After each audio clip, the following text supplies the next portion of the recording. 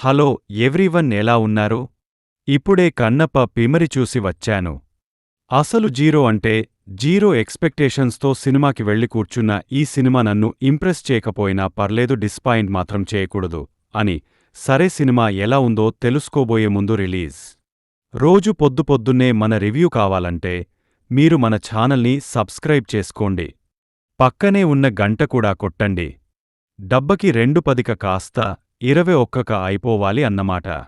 ఒకవేళ story line 10 దేవుడు అంటే ఒక రాయి మాత్రమే నమ్మే మనిషే తనే ఊరిని కాపాడే క్రమంలో తనలో వచ్చిన మార్పులు తనని పరమశివ భక్తుడిగా ఎలా మార్చాయి అన్నది. Kannappa cinema coming to the posters background score of the film was superb. సినిమాని ఎలా అయినా ఎలివేట్ చేయాలని శివుడిమీద భక్తితో కొట్టినట్టు ఉంటదన్నమాట.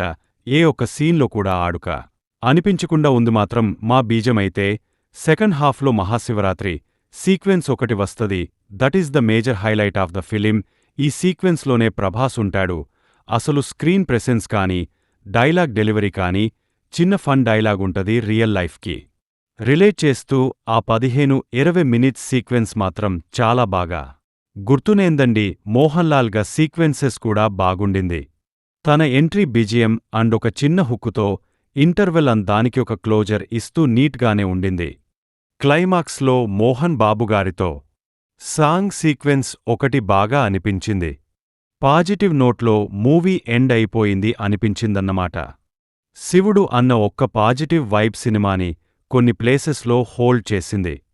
సీన్ బాగాలేకపోయినా లేకపోతే మ్యూజిక్ తెలియదు కానీ ఓకే అని చూస్తున్న సీన్స్ అయితే ఉన్నాయి. కొన్ని డైలాగ్స్ బాగున్నాయి. ఇక నెగటివ్స్ మాట్లాడుకునే ముందు మన టీం మెంబర్ మంచు విష్ణువుని కలిశాడంట. కామెంట్స్లో వ్లాగ్ లింక్ ఇస్తా, ఒకసారి చెక్ చేయండి. కమింగ్ టు ద నెగటివ్స్ ఎందుకయ్యా అంత మహిమగల కథని ఏదేదో చేశారు. ఫస్ట్ హాఫ్లో అస్సలు మినిమం పాన్ ఇండియా అప్రోచ్లో సినిమాని తీయమని మేము అడిగామా చెప్పండి. మిమ్మల్ని చెప్పండి. న్యూజిలాండ్లో షూట్ చేయమని అడిగామా? ఆ ప్రొడక్షన్ డిజైన్ ఏంటి సామర్ అసలు నాకు అర్థం కాలేదు.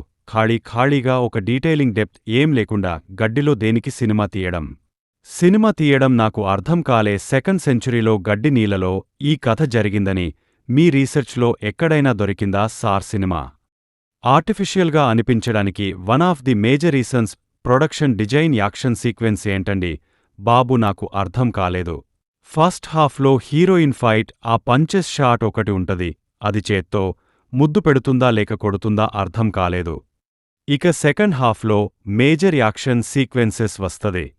దాన్ని నైట్ ఫైట్లోకి ఎవడు మార్చమన్నాడు? సడంగా త్రిశూరం టైప్ షాట్ ఏంటో, సడంగా విలన్ చచ్చిపోవడం ఏంటో, అసలు టేకింగ్ ఏంటో సీక్వెన్స్లో నాకైతే ఏమర్థం కాలేదు.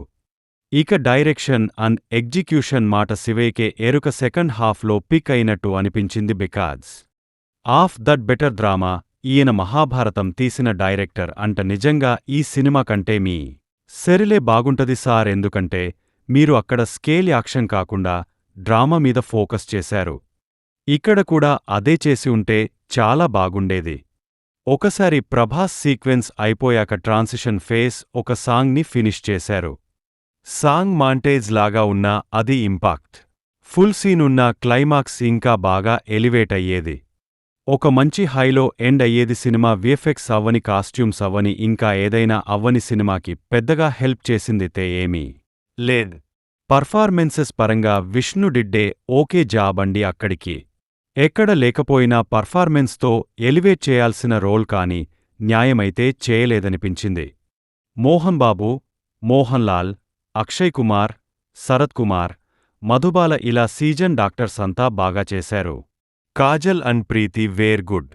ప్రభాసస్ saviour in the second half and stole the show. మిగతా అందరూ ఎవరోజున వాళ్లు పర్లేదనే అనిపించారు. ఓవరాల్గా అయితే డిసపాయింట్ చేసింది.